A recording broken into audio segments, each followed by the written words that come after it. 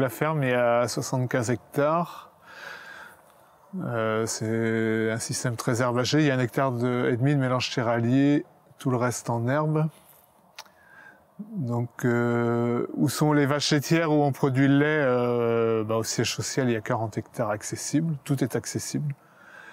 Et ici, à 3 km, on appelle ça le site des génisses, il y a 19 hectares. Où là, il y a du pâturage toute l'année, aussi bien pour les grosses génisses que les petites. Et il reste une quinzaine d'hectares sur des parcelles détachées où on ne fait que de la fouche. Moi, je me suis installé en 1991 sur la ferme familiale, en système classique avec beaucoup de maïs, même très intensif à l'époque sur une petite surface. Et au bout de quelques années, le système montrait ses limites, donc j'ai rencontré l'adage en 1999. Et là, visite de la ferme de Jean-Yves Penn dans le Morbihan, où il avait déjà fait un choix de partir sur du village groupé au printemps, comme on fait ici. Croisement de races, donc on s'est beaucoup inspiré de ce qu'il a fait. Et Gwen est arrivé en 2009, au moment où on a repris ces terres-là, enfin c'est le hasard. Et passage en bio juste à cette période-là. Donc on produit du lait en bio depuis 2011. Les sols sont très portants. Donc on est dans les bonnes terres du bassin de Rennes. Donc on fait du pâturage toute l'année pour les génisses. Les vaches démarrent le pâturage quand les vélages démarrent, fin février, début mars, et elles pâturent jusqu'au 15-20 décembre, juste avant la période de tarissement. On arrive vers le 20-25 décembre, avant les fêtes.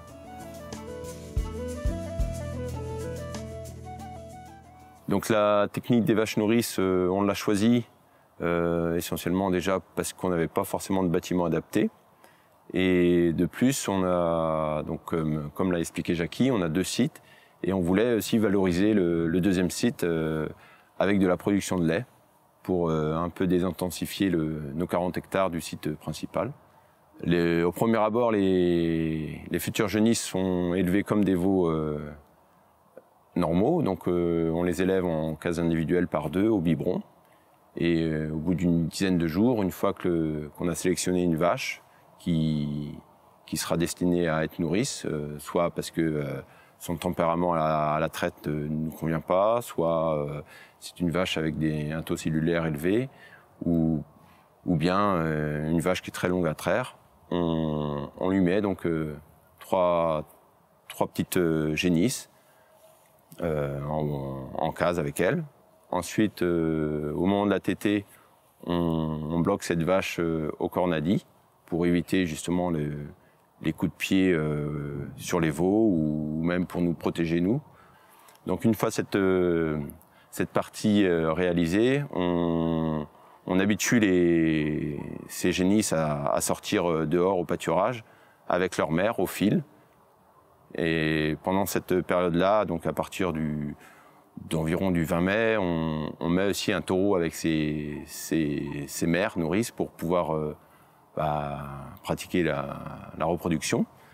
Et une fois que ce premier cycle est passé, donc vers la mi-juin, on se décide donc d'amener les vaches nourrices et ces petites génisses sur le deuxième site, ici. Pendant une semaine, ce lot là reste tout seul le temps qu'elle s'habitue au lieu. Et à ce moment-là, on regroupe toutes les génisses, donc l'autre lot qui a 1 an de plus. Donc là, on est à la fin du premier cycle de reproduction. On vend un taureau. Le taureau qui reste va assurer les retours et en général, c'est suffisant pour... il y a entre 15 et 20 génisses par an, plus les 6, 7, 8 nourrices. Donc le taux de réussite au premier cycle est de 70 à 80%. Donc le taureau va gérer les quelques retours. Donc il n'y a qu'un seul lot jusqu'au 25 juillet à peu près. Donc à ce moment-là, on retire la mère nourrice qui a les 3 mâles pour la reproduction de l'année suivante, plus le taureau. Donc tout ça pour éviter que des petites génisses qui viennent en chaleur assez tôt soient saillies pour ne pas avoir des vélages précoces. Donc le parcellaire est partagé en paddock. de plus ou moins 1 hectare, et on avance le fil tous les jours. Donc ça permet de voir si tout le monde va bien, vérifier si la clôture donne bien, s'il y a de l'eau.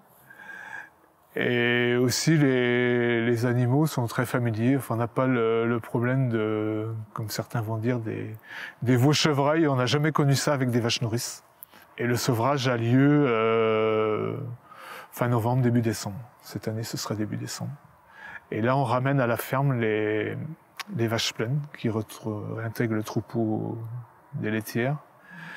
Et donc, pendant l'hiver, les petites génisses pâturent. Donc, elles ont un complément de foin dès le mois d'octobre. Et les grosses génisses, elles, pâturent tant qu'il y a de l'herbe. Avec le changement climatique, on s'aperçoit qu'on a une pousse plus importante à l'automne jusqu'à l'entrée de l'hiver.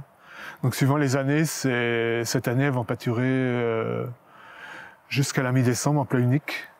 Il y a des années, ça peut aller jusqu'au mois de janvier. Et donc on complémente avec du foin.